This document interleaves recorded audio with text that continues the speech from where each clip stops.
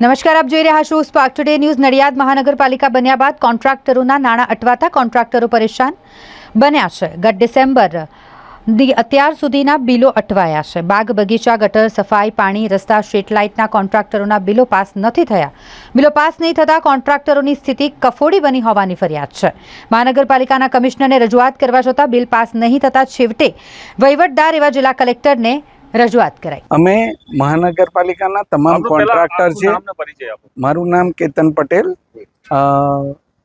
અમે મહાનગરપાલિકાના તમામ કોન્ટ્રાક્ટર છે। અમે સાહેબને અત્યારે બિલની અમારી રજૂઆત કરવા આવેલા કે મહાનગરપાલિકા થયા પછી થોડું બિલ અમને વિલંબ થયો છે, એટલે અમને થોડું પેમેન્ટ આગળ કરવામાં તકલીફ પડે છે। એટલે અત્યારે સાહેબને તથા કમિશનર સાહેબને અમે રજૂઆત કરી છે અને એમણે આશ્વાસન આપ્યું છે કે 2-4 દિવસમાં આનો સરસ રીતે બધાને થોડું થોડું પણ ચૂકવણું કરવામાં આવશે। કેટલા મહિનાના બિલ બાકી હતા? કયા કયા કામના બિલો બાકી હતા? બધાય અલગ અલગ કોન્ટ્રાક્ટર એજન્સી છે। ગટર લાઈન, આ ડ્રેનેજ, ગટર લાઈન, પાણી, રોડ, રસ્તા, વાર્ષિક એજન્સીઓ છે બધી।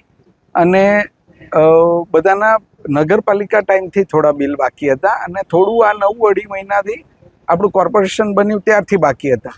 અને સાહેબોને મળ્યા અમે બધા, તો કહ્યું છે કે ભાઈ થોડું થોડું પેમેન્ટ કરવાનું ચાલુ કરી દઈશું। અંદાજે કેટલી રકમ છે? બધાના અલગ અલગ બધાના અલગ અલગ બિલો બાકી છે। મારું નામ સંજય ગોહિલ છે। સંજયભાઈ, શું રજૂઆત છે તમારી શા માટે? અમારે મહાનગરપાલિકા થયા પછી અમારે બિલો બાકી છે અને એને પહેલાંના બિલો બાકી છે, તે અમને હજુ લગી મળ્યા નહીં। હોળી તહેવાર ગયો પણ અમારે આગળ પેમેન્ટ ચૂકવાનો થાય, અમે આગા પાછા કંઈ મજૂરોને હોળી તો કરી દીધી છે, પણ અમે હજુ પેમેન્ટ મળ્યું નહીં। તો આગળ કંઈક પેમેન્ટ મળે રજૂઆત કરવા માટે અમે કલેક્ટર સાહેબ જોડે આવ્યા હતા। કલેક્ટર સાહેબે પોઝિટિવ આન્સર અમને આપ્યો છે કે જેમ બને વહેલી તકે કરી આપીશ એવું કીધું છે। કયા કયા પ્રકારના કામો બાકી હતા અને શું તકલીફ પડી રહી છે? અમે બધી વાર્ષિક એજન્સી છે, પાણી છે, ગટર છે, રોડ, રસ્તા, બ્લોક, લાઇટ, બાગ બગીચા, બધા વાર્ષિક કોન્ટ્રાક્ટરો બધા ભેગા મળી અને અમે આવ્યા છીએ આજે।